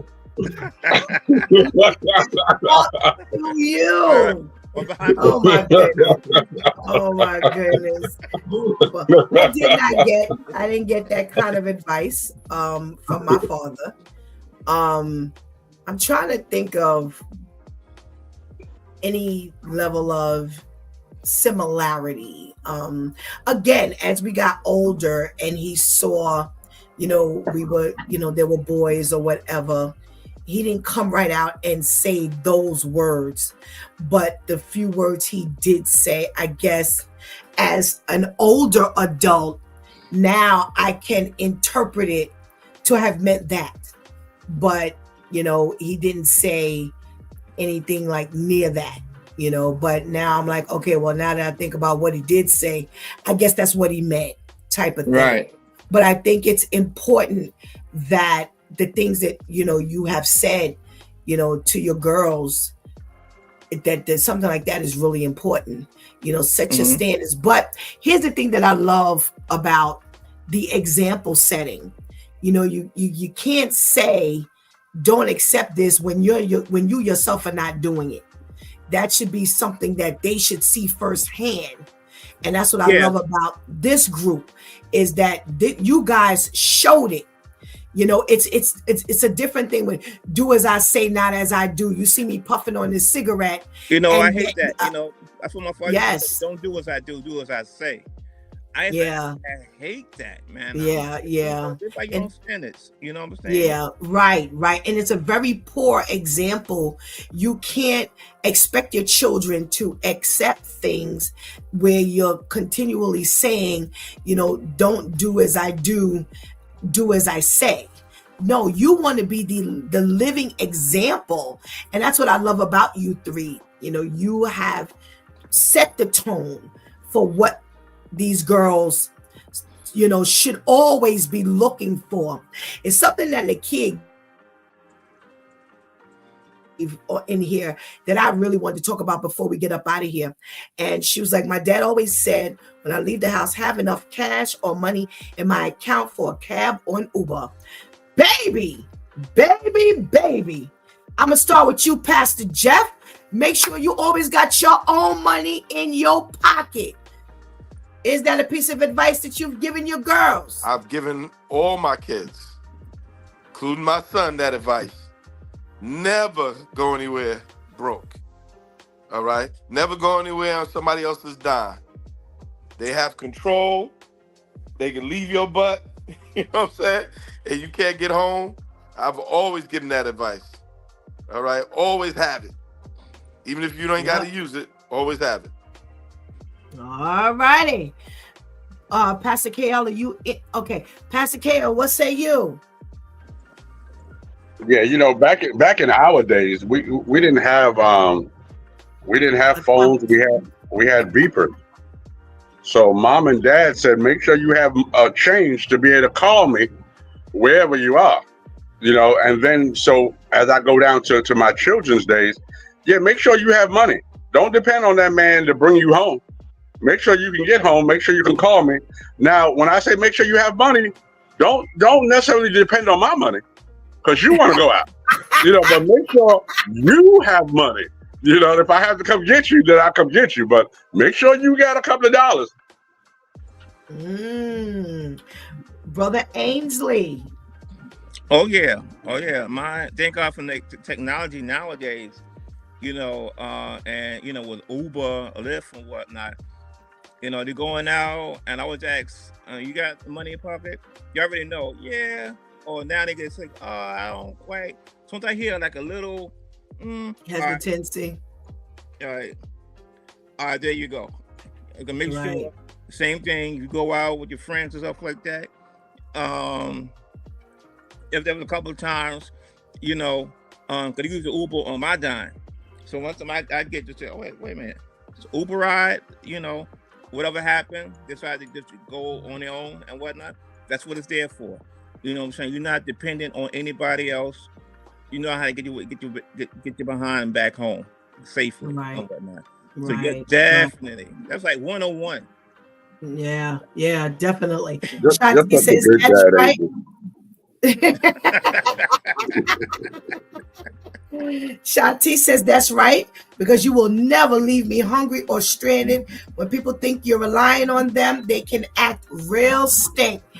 So I'll tell y'all this story, and I'm going to tell the story before you three guys leave this room. Right. So I was married, and we went to a wedding, and rushing, Shanti, she must have been maybe about 2 or 3. Rushing, I left out without my bag and didn't realize it until we were like halfway there. So I'm like, oh Lord, because that's what I was always taught. Make sure you always got your own. So I'm like, okay, well, we were on public transportation. So we get to the wedding, have a good time. And on our way back, you know, it's time for us to get on the bus to come home. And I said to him, I said, well, we need bus money. I need to get on the bus. He says, I'm going to beat so-and-so so he can come and pick us up. Now, I was also taught you don't get in the car with anybody. So I don't ride with just anybody, but people don't go by that. So now I'm stuck because I ain't got no money to get on the bus. And now, even if you put me in a car, I'm not comfortable. Well, not just me, but my child in a car with somebody I don't know. Somebody that I don't know how you drive. So now we're in the land of payphone. So we're at a payphone. So he beeps this guy from the payphone. So now you tying up the payphone so the guy can beep you to call you back. You back, right? Yeah. Now yeah. everybody who goes to the payphone, you telling them, Hurry don't up. use. You can't use.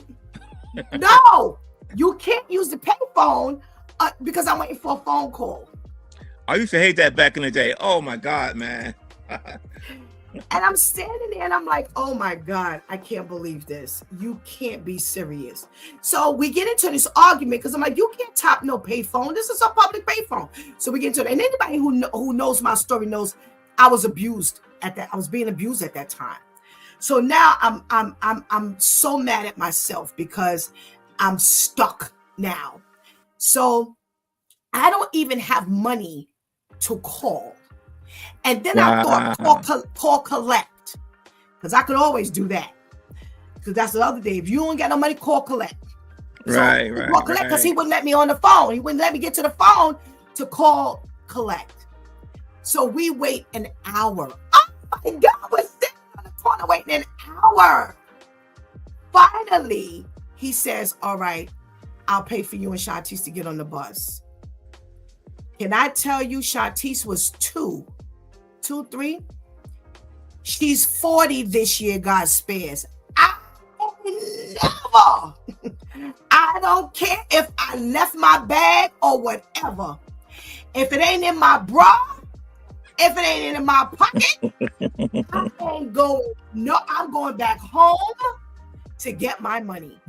The one time it slipped me, I live to regret it, but I promise you one thing, it never has happened again. Wow. One of the most miserable experiences I have ever had. And if anybody knows, when someone is abusing you, you're locked in. You can't budge, you can't nothing. Wow. So, men, you don't tell your girls this. If you don't tell your children this, going back to what Pastor Jeff was saying about being at somebody's mercy, that's why I said I needed to tell us while y'all were on, because I'm a living witness that even though I forgot completely, didn't even realize I didn't have it. And you know how you carry the baby bags? Thought that I put it in the bag and realized I hadn't put it in the bag. But I tell you, it never happened to me again. It never happened again. Pastor Steph, we appreciate your passion, but this is a Christian show. We don't need to know what's in your bra, okay? We don't need to know that. You know what? Okay? I know you're not talking. I know you're not talking. Of all people, you're not talking. Guys, it's been great. You have given some wonderful tools for life. Thank you for being the wonderful fathers you are. God bless you. Have a wonderful weekend. Yes. That's a good story. That when we do it, we just say it for, and I think younger, they're just thinking, they're just thinking this forever. That's a good real story for the young ladies to understand what could happen. What happened. Yes. With a husband. With a husband. Right. This is why I said I wanted to make sure to tell it, Ames, because people think, that's just my boyfriend. And no, we were legally married. Yes. And they had the money in their pocket to send you home. Yes. Yeah, that's crazy. That's crazy. And remember back in the day, what was bus fare? A 50, 90 cent?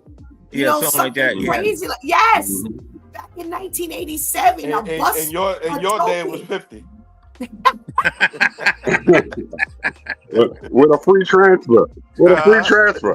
The paper transfers, right? I got you. But thank you so much, guys. Thank you so much. Everybody can walk away with some real gems in their pocket today. Thanks to you. Have a blessed weekend. Y'all enjoy the weekend. Take care. Thank you. advice, advice, advice. It's amazing. Thank God for the Due Time crew who are very transparent, who don't mind. I love Pastor Jeff's stories because Pastor Jeff lets you know what God can do, how God can bring you through, how God has been there for him. And to hear him say, listen, I'm telling my son, I'm telling my daughter, but specifically today he mentioned his son. I'm telling him, I'm attributing all of what I've gone through and what I've been through and how I've gotten through it. I'm attributing this to God. I'm not going to tell you it was my skill. I'm not going to tell you it was my thinking. It was not going to tell you I was savvy at this. No, he's attributing this to God. And thank God for our brothers in Christ who attribute who they have become to God.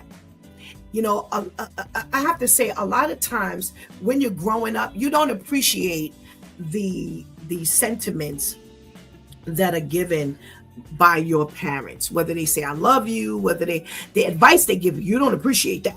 It's not until you get old and you start learning and living and learning that you actually begin to appreciate it. And I remember going back and saying to my mother, thank you. She was not a woman in the Lord, but my parents were street people. Yeah, they knew the streets. They worked, but they knew the streets. And my father used to always tell people, listen, my girls ain't street, but they know the street because they learned from the best. They were able to tell you about them streets, and they would. They would. There was other little things, like I said, they didn't say, but when you think about what they did say, you understand that it was kind of tied in to the other cliches or just outright sayings that other people did say. You can now interpret it to be, oh, okay, well, that's what he must have meant, or that's what she was saying. And the one thing, my mother's no longer here with us. And, she's been, 3 years now, 3.5 years now. But the things that she told us, my mother told us until the day she stopped talking. My mother was full. Oh my gosh. She was always on it. Always. She was always telling you stuff. She's like, listen, you better not do such and such a thing. And even though she knew we knew, she never, her 5 grandchildren, her 2 daughters, she made sure she was always full and she was quick-witted. So she would tell you, you better watch out for such and such. I told you about that. So, as you were growing up, you didn't appreciate it then, but as I became an adult, and as I started living and as I had my own children, I understood. And you're a parent until the day somebody closes their eyes. Either you close your eyes or either you lose your children, God forbid, first. But you're a parent and you're responsible for just continually putting what God gives you into your children and your grandchildren and your great-grandchildren. And some people great-great-grandchildren. Well, here's the thing I love about the Bible. It's full of wisdom, full of information, and put it like that. God gives you wisdom with what the information you have. The only wisdom you can get is from God. So you take all the stuff you know, and wisdom is how you apply the knowledge you have. And although I tell you my parents were street, they didn't have, they didn't follow God. God gave them wisdom to apply the knowledge that they had, and they gave it to me. And one of the best levels of wisdom that they used was sending me to church. Yeah, my mother took us. She didn't send us. My father sent us. He was like, yeah, y'all got to go to church. He didn't go. But my mother made sure she didn't just send us, she took us. And I can't thank, them enough. It was my father's mother, actually, who was the pastor. So he was always like, yeah, y'all going to church.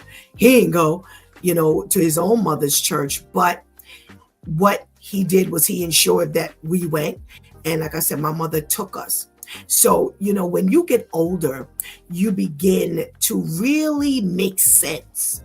And the knowledge and the wisdom that God gives you allows you to reach back to some of the earlier pieces of advice that you got. And now, because of age and experience, you can now take that wisdom or take that knowledge and apply some wisdom to it.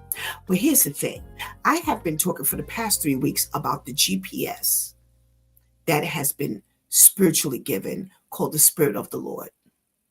And let me tell you something. If you think you got wisdom on a street level, imagine what happens when you take the Godhead and make it applicable to you. When God gives you the gift of the Holy Spirit, there is nothing you can't do. Now, what we do with it is something else. But the fact that we have it and we can conquer, I am more than a conqueror. We can't make that claim without the Spirit of the Lord. We can't make that claim. I don't care how successful your uncle, your aunt, your grandmother, your grandparents been married for 60 years. I don't care how successful. There is no true success without God. None. Everything is superficial. As my grandmother used to say, it's built on wood, stubble, and hay. It ain't built on nothing concrete.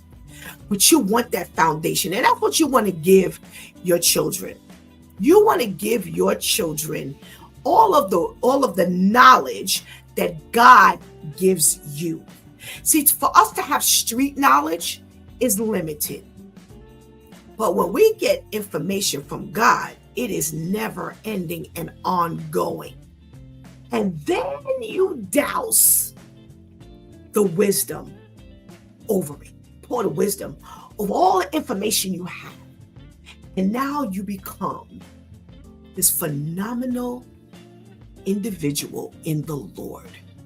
And again, there's nothing you can't do.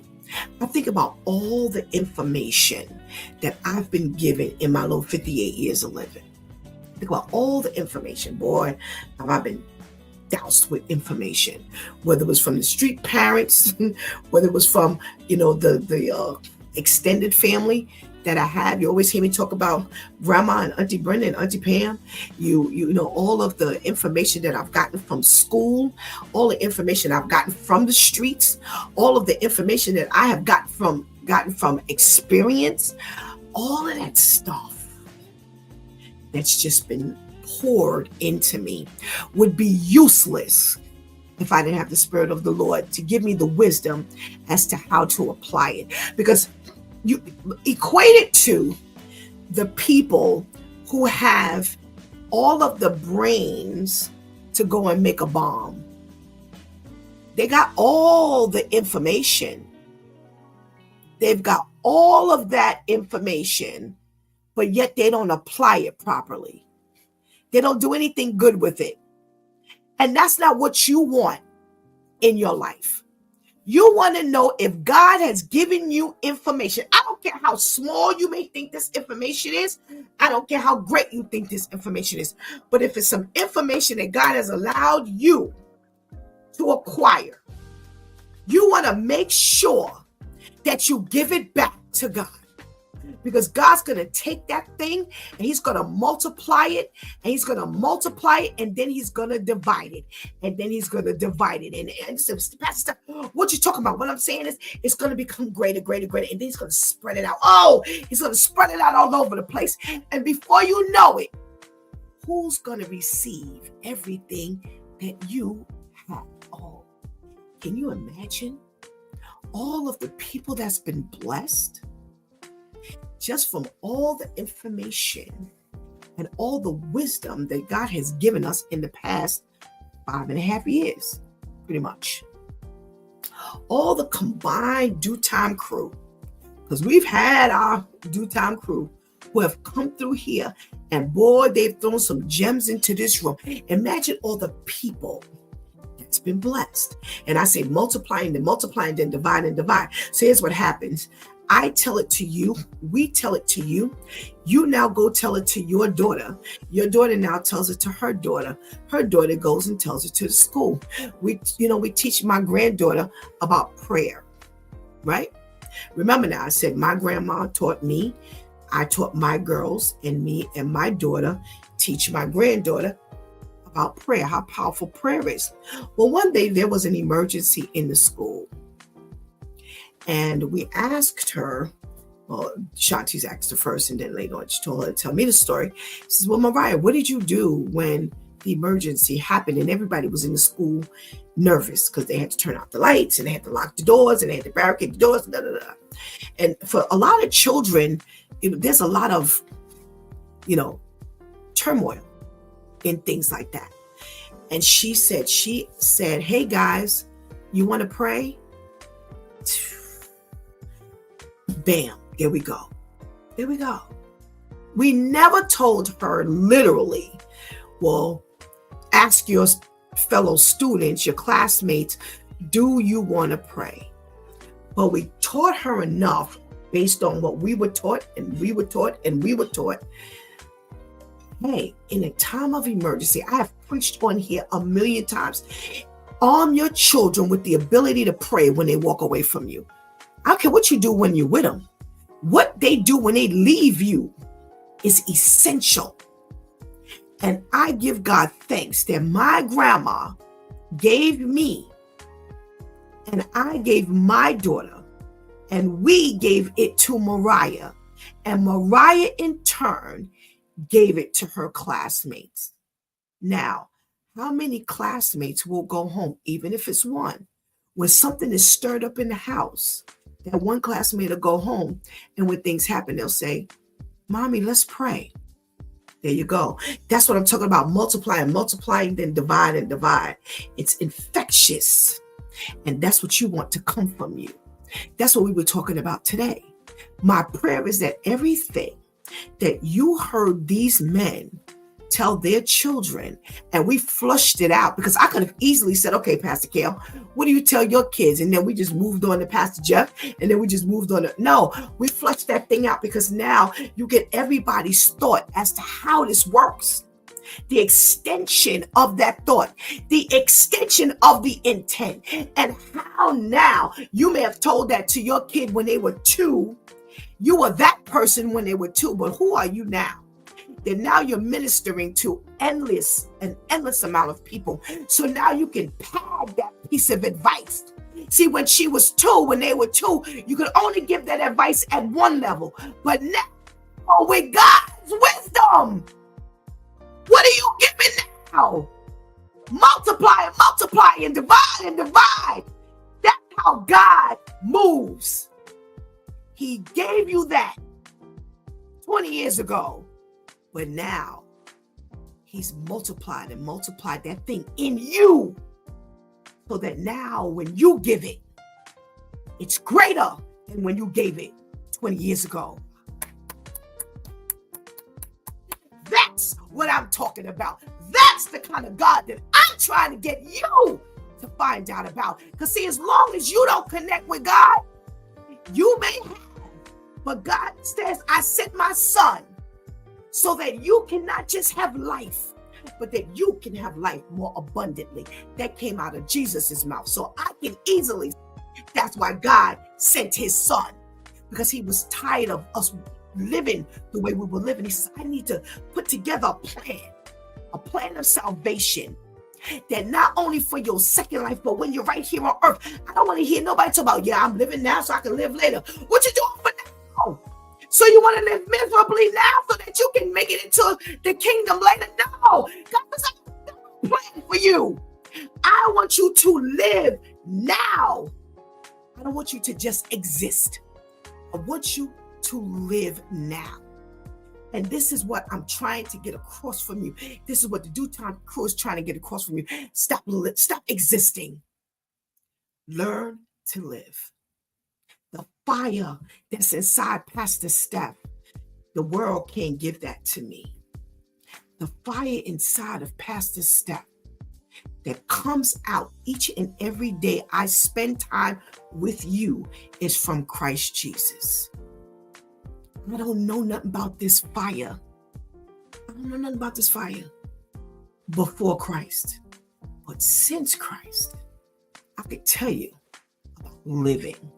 I ask myself all the time, how in the world did you make it back then? How in the world did you even manage back then? Because you're always running into a brick wall. But it's God that makes the way, because he says the rain falls on the just as well as the unjust. And unfortunately, because that's what's been happening with you, that's where you're sitting. But it's about time for you to just get that umbrella that's only for you, that covers you and yours. You're not standing under somebody else's umbrella, and you're not the yours under someone else's umbrella, but it's you who's providing for yours. Come on over. Come on over. Get that fire and make sure it's the correct fire, because a whole lot of us are fired up over nothing. A whole lot of us just fight everything. I don't want to do this. I don't want to do that. Why I got to do this? Why I got to do that? Stop. Reserve that energy. Reserve that fire for the Lord. I'm watching you and all these people fight over every little thing, and you are dead when it comes to God. But you say you know the Lord. No, reserve that fire for God, because he needs that fire in his army. You didn't wore yourself out fighting every rule and regulation. I'm older. I don't want to do this. I got to go through this. Why I got to do it? Stop. Pick your battles. Because the battle don't belong to you. It belongs to the Lord. So we are in a land where rules have shifted. Now, because of the way the world has handled things, it makes it harder for the rest of us. Go with it. There's certain things that we have to do that I can't stand. But because the fire that I have is in reserve for right now, when I'm talking to you and I'm trying to convince you to come on and join this group and be a part of the Godhead. Yes, be a part of the Godhead family. I ain't got no time to be fighting everything on the outside. Because listen, Pastor Steph only got 1,000 steps a day. I cannot run around this earth for some nonsense. But when it comes to running for the Lord, I'm tired. Nah. When I take a nap, it's because I done worked for God. Ain't because I done just ran around this house, ran around the streets. Put that energy you got into God and watch what God does. If you think you got a whole lot and you ain't got God, imagine what you'll have if you became a part of the Godhead family. God, Jesus, and the Holy Spirit. That's the Godhead family. That's what you want to be a part of. And that's why Pastor Steph has that fire.